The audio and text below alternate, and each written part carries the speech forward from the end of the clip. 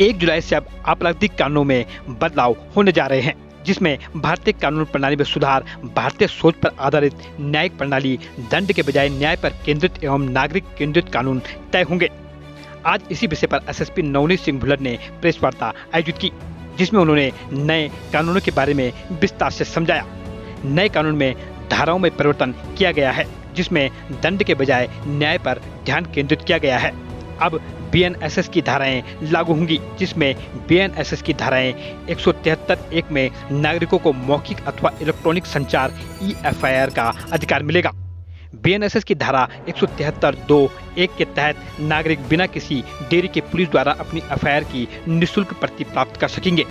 ऐसे ही धारा 420 में परिवर्तन किया गया है। वहीं झूठे वादे या नकली पहचान के आधार पर यौन शोषण करना बीएनएस 69 के तहत आपराधिक कृत्य माना जाएगा।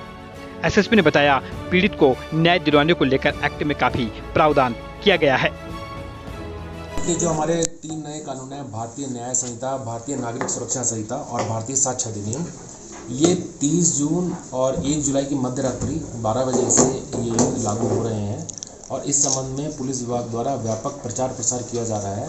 तो इसी संबंध में आज जो है ये मीटिंग रखी गई थी और इसमें पुलिस मुख्यालय के दिशा निर्देशन में 1 तारीख को बहुत व्यापक स्तर पर ये प्रचार प्रसार किया जा रहा है, जिसमें स्कूल, कॉलेजेस और जो स्टेक होल्डर्स हैं, बच्चे, महिलाएं, ग्राम प्रहरी, ग्राम प्रधान और विभिन्न माध्यमों से ये प्रचार बड़े बृहत स्तर पे किया जा रहा है, जिससे कि जो आम जनता है उसको जागरूक किया जा सके नए कानूनों के बारे में।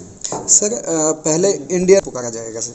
देखिए, भारतीय दंड संहिता जो 1860 का जो हमारा एक्ट है, वो हमारा भारतीय न्याय संहिता 2023 हो गया और सीआरपीसी जो दंड प्रक्रिया संहिता जिसको हम बोलते थे, वो भारतीय नागरिक सुरक्षा संहिता हो गया और जो भारतीय साक्ष्य अधिनियम था वो भारतीय साक्ष्य अधिनियम था, वो भारतीय साक्ष्य अधिनियम 2023 हो गया, जो कि हमारा पहला जो 1872 का था वो अब हमारे नए रूप में 2023 का जो एक्ट है, जो अब लागू हो रहा है 1 जुलाई से, उस रूप में हमारे सामने आ रहा है। सर, पुलिस को इसमें क्या पावर दी गई, कितनी पावर दी गई है?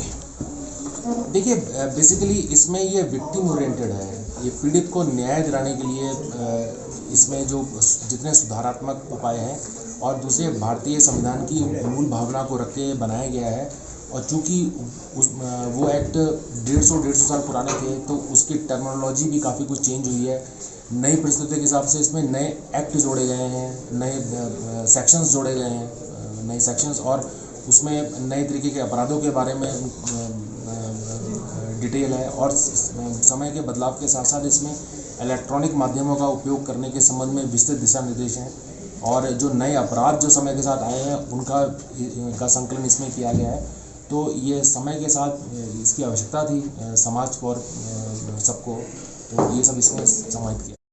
शराब में अगर बेचने में या उसको कैरी करने में अवैध तरीके से वो पकड़ा जाता है तो वो आबकारी अधिनियम में उसके खिलाफ मुकदमा दर्ज होता है और आबकारी अधिनियम जो है, जैसे माइनर एक्ट वो अलग एक्ट है, तो उसमें प्रोविजंस अलग हैं और जो इंडियन पीनल कोड है ये बॉडी ऑफेंसेस के लिए या और जितने भी प्रकार के अपराध हैं उनके लिए है। तो आबकारी अधिनियम के प्रोविजंस अलग हैं, उसमें अगर शराब के साथ कोई पकड़ा जाता है तो आबकारी अधिनियम में उसके खिलाफ कार्रवाई होती है।